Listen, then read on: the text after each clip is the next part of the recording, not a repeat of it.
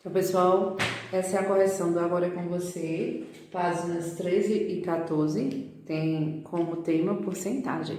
Primeira questão diz o seguinte: represente as razões centesimais na forma de taxa percentual. Então, o que é que você vai fazer aqui? Você vai transformar em porcentagem. Então, 6 sobre 100 é igual a 6%. Pois como está com o denominador 100, então podemos dizer que é 6%. Vamos ver a letra B. 30 sobre 100 é igual a 30%, pois o denominador é 100. Então, antes de você transformar em porcentagem, é interessante que você transforme em uma fração com denominador que seja 100, ou você pode transformar na forma decimal também, que dá certo. No caso aqui, 143 sobre 100 é igual a 143%. E aqui, 1 sobre 100 é 1%.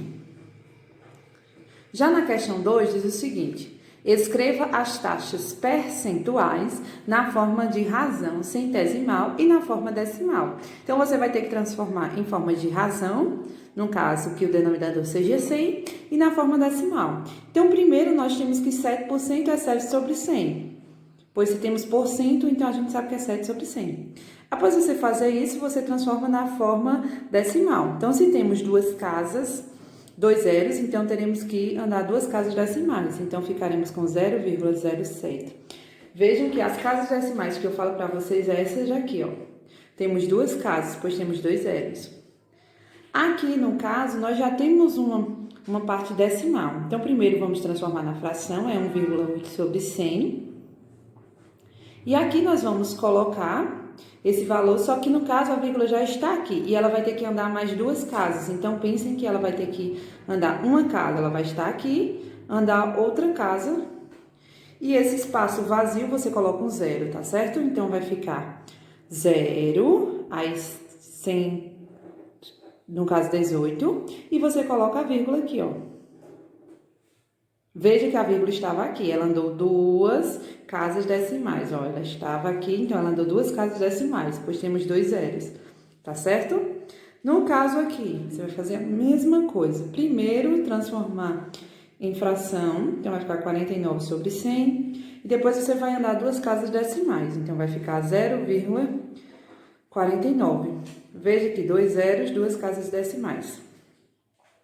E aqui nós temos 340%, então vai ficar igual a 340 sobre 100.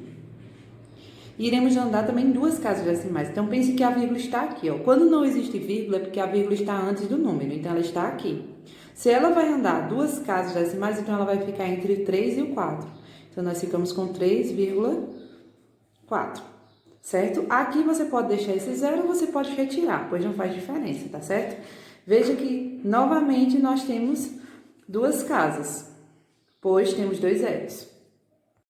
Então, a questão 3, ela pede o seguinte: transforma as frações em taxas centesimal. Nesse caso, você vai transformar em forma decimal. Então, veja que aqui você vai apenas efetuar a divisão, tá certo? No caso, você vai fazer 3 dividido para 5. Não dá para dividir, coloca o 0, 0 e a vírgula, 30 dividido para 5, 6. 6 vezes 5, 30, sobra 0. Então, o resultado aqui é 0,6, ou no caso, você pode colocar 0,60, se você quiser deixar duas casas decimais.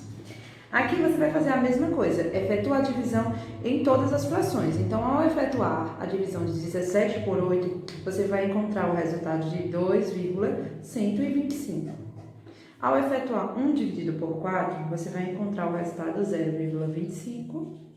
E ao efetuar a divisão de 4 dividido por 25, você vai encontrar a resposta de 0,16, certo?